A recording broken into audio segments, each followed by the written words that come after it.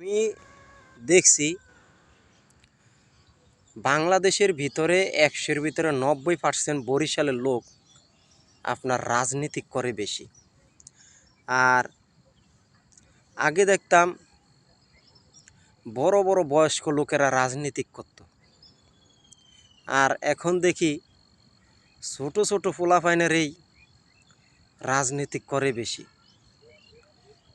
আর এই রাজনীতিক হলো পচা নর্দমা, উঠতে বসতে সবাই গালাগাল করে। বুঝছেন দর্শক বেড়াতে, এই যে যেমন আমি বরিশালের কিছু কিছু লোকে করে দেখি, মানে কাজ করি একলগে, এরা দি খালি রাজনীতিকের ভিতরে জড়িত আছে।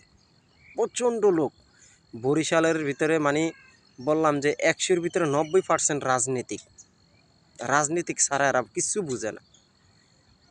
যেমন আজকে ছোট্টখাটো একটা কথা বলি, ছোট মুখে বড় কথা বলতে নাই।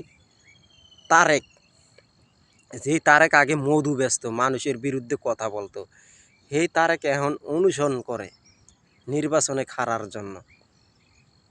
এরপরে দেখেন এই যে ভাই পচা নর্দমা রাজনীতিক হলো পচা নর্দমা, উঠতে বসতে সবাই গালাগাল করে। বিপি নূর, হ্যাঁ, নূরে কত মাইর খাইছে ভাই, তারপরও রাজনীতিক ছাড়ে না।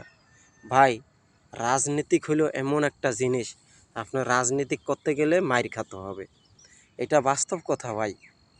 আপনার রক্ত, শরীরের রক্ত ঝরাইতে হবে আপনি যদি রাজনীতিক করেন।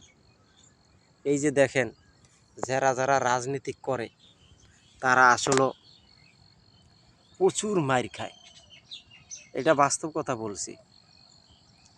রাজনীতিক হলো যে পচা নর্দমা, সবাই উঠতে বসতে গালাগাল করে।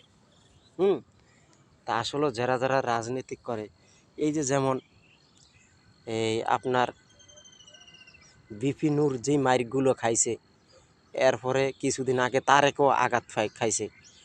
ওই যে কথা আছে না, সিরা খাতা শুয়া লাখ টাকার স্বপ্ন দেখে, তা আসলে আমি দেখছি বরিশালের অর্ধেক লোকেরা এরকম, মানে তারা সিরায় খাতা শুয়া লাখ টাকার স্বপ্ন দেখে। এখন কথা হইল ভাই, আমার কথা হইলো আপনারা কর্ম করেন, নিজের রক্ত ঝরিয়া এরপরে নির্বাচন করবেন, মাইর খাইবেন। তা আমার এই দরকারটা কি? আপনারা লাখ টাকা কামানোর জন্য এই আপনারা রাজনীতি করে দেখেছে, আপনার কোনো গ্যারান্টি নেই আপনি বাঁচবেন কি না। বর্তমান সমাজে যে অবস্থাতে চলতে আছে ভাই, মারামারি, কাটাকাটি, হানাহানি, খুনাখুনি, এরকম কাহিনীগুলো চলতে আছে, বুঝছেন।